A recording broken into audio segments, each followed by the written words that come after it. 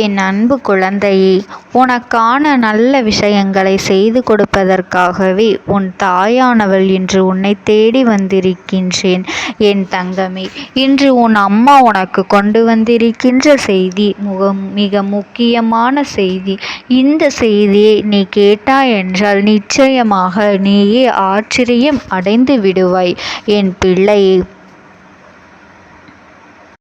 இந்த ராஜபோக கோலத்தில் என்னை இன்று நீ கண்டு விட்டால் உனக்கு பேரதிர்ஷ்டம்தான் கிடைக்கப் போகின்றது. என் தங்கமே, இந்த நாளில் உனக்கு நான் என்னை காண்கின்ற பாக்கியம் உனக்கு கிடைத்திருக்கின்றது என்றால் அது நிச்சயமாக என் பிள்ளை நீ ஒரு நாளும் தவிர்த்துவிடக் கூடாது. நல்ல நாளில் உன் வாழ்க்கையில் பேரதிர்ஷ்டத்தை, இந்த ராஜபோகத்தை உனக்கு கொடுக்க, அதிலும் விபரீத ராஜயோகத்தை உனக்கு கொடுக்க இந்த அம்மா இன்று வந்திருக்கின்றேன். என் பிள்ளையே, உன் அம்மாவினை நீ சாதாரணமாக எண்ணி விடாதே. நாம் நினைப்பதை நம் அம்மா நடத்தி கொடுப்பாள் என்கின்ற நம்பிக்கையோடு என்னை காண வருகின்ற உனக்கு நிச்சயமாக இந்த அம்மாவினுடைய ஆசீர்வாதங்கள் முழுமையாக உனக்கு கிடைத்தே தீரும் என்பதில் எந்த ஒரு சந்தேகமும் வேண்டாம். அதிலும் இது போன்ற நல்ல நாட்களில் நான் உன்னை தேடுகின்ற பொழுதெல்லாம் என் பிள்ளை மனதிற்குள் இருக்கின்ற தேவையற்ற எண்ணங்களை எல்லாம் வெறுத்துவிட்டு இந்த வாழ்க்கை உனக்கானது, இந்த அம்மாவின் ஆசிகளோடு நல்லதை நடத்தி கொடுக்கும் என்பதனை நீ தெரிந்துவிட்டால் போதும். எப்பொழுதும் இந்த வாழ்க்கையில் உனக்கு கஷ்டங்கள் இல்லை என்று சொல்கின்ற என் பிள்ளை, இந்த கஷ்டங்களுக்கு எல்லாம் எங்கிருந்து வந்தது என்பதனை சற்று சிந்தித்துப் பார்.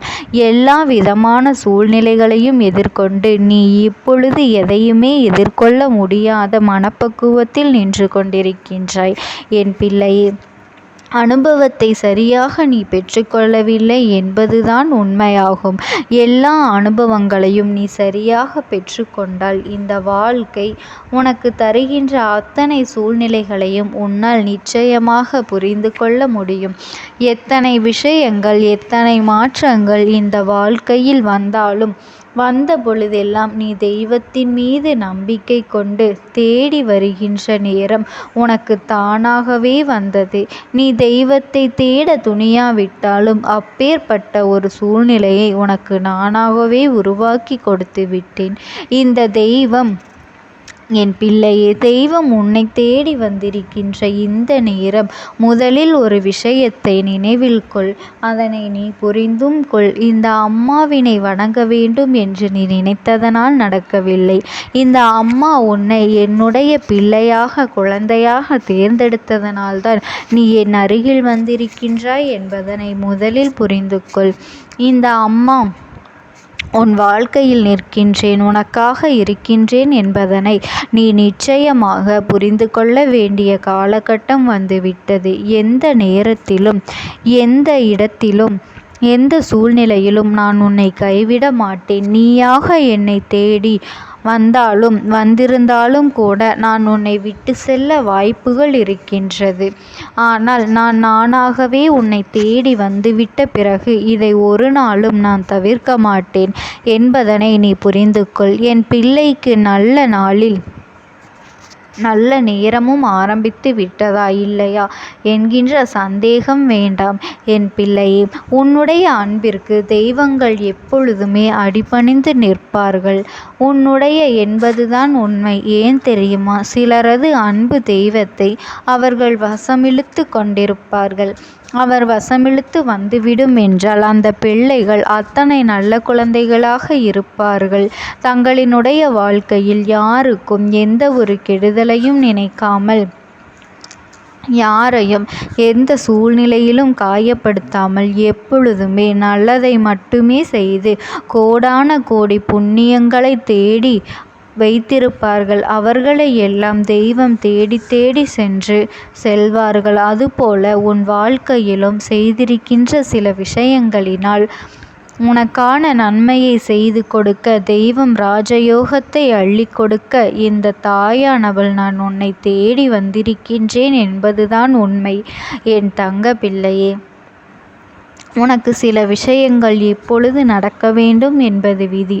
அதை நடத்தி கொடுக்க வேண்டும் என வந்திருப்பது இந்த அம்மா நான். என் தங்கமே, இத்தனை நாட்களும் நீ பட்ட கஷ்டத்திற்கு எல்லாம் முடிவு காலம் இன்று வரப்போகின்றது.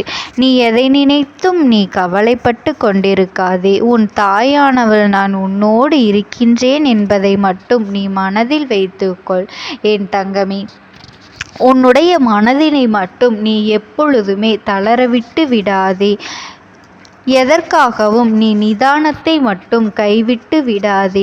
உன் அம்மா நான் எப்பொழுதுமே உனக்கு துணையாக இருக்கின்றேன் என்பதனை மட்டும் நீ மறந்து விடாதே. என் பிள்ளையே, உனக்கு எப்பேற்பட்ட கஷ்டமான சூழ்நிலைகள் வந்தாலும் நான் உன்னோடு இருந்து உனக்கு தேவையானவற்றை செய்து கொடுத்து கொண்டே இருப்பேன் என்பதனையும் நீ மறந்து விடாதே. என் தங்க பிள்ளைக்கு எப்பொழுதுமே நான் துணையாக இருப்பேன். இதுவெல்லாமே நீ செய்த புண்ணியங்களுக்கு பலன்தான் என்பதனை மறந்து விடாதே. ஒருவேளை உன்னுடைய புண்ணியத்தின் மீது உனக்கு நம்பிக்கை இல்லை என்றால் நீ செய்திருக்கின்றாயா இல்லையா என்பது போன்ற சந்தேகம் உனக்குள் வரும் என்றால் என் பிள்ளையே, இந்த அம்மா நான் சொல்வது போல நீ செய்ய வேண்டும். என்ன தெரியுமா, மாதம் தொடங்கும் பொழுதும் நல்ல நாட்களிலும் சரி என் பிள்ளையே, நீ சில உயிர்களுக்கு உணவு கொடுத்தால் போதும்.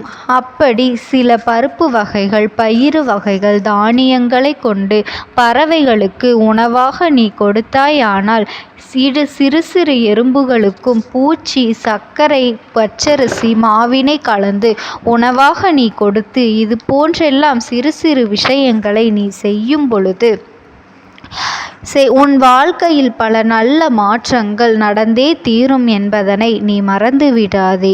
என் தங்கமே, இது போன்று எல்லாம் நீ செய்யும் பொழுது உன்னுடைய புண்ணியங்களின் கணக்கு அதிகமாகும் என்பதனையும் நீ மறந்து விடாதே. என் தங்க பிள்ளையே, நீ கவலைப்படாமல் இரு. எல்லா நாட்களிலும் நீ சந்தோஷமாக இருக்க வேண்டும். நீ சேர்த்து வைத்த புண்ணியம் எந்த நேரத்திலும் உனக்கு கை கொடுக்கும். அவர்களுக்கு நல்லதொரு வார்த்தையை கொடுக்கும்.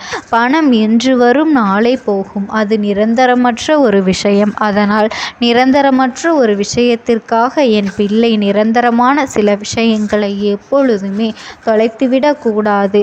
அன்பும் அமைதியும் வாழ்க்கையில் மிகவும் அவசியம். அதனை சரியான நேரத்தில் அவர்களுக்கு நீ சரியாக பெற்று கொடுத்து விட வேண்டும். நீ சேர்த்து வைக்கின்ற புண்ணியங்கள் எல்லாம் அவர்கள் வாழ்க்கையில் நிச்சயமாக என்றென்றும் அவர்களுக்கு பல நல்ல பலனை கொடுக்கும் என்பதில் எந்த ஒரு மாற்று கருத்தும் கிடையாது. சரியானவற்றை சரியான நாளில் நீ செய்யத் தொடங்கு. பல புண்ணியங்களை நீ நிச்சயமாக சேர்க்க வேண்டும்.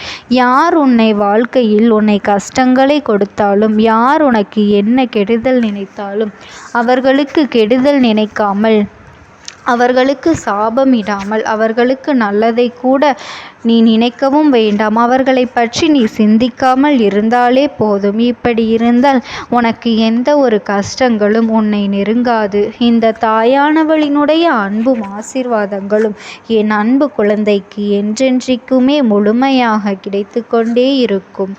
ஓம் சக்தி. ஓம் ஆதிபரா சக்தி.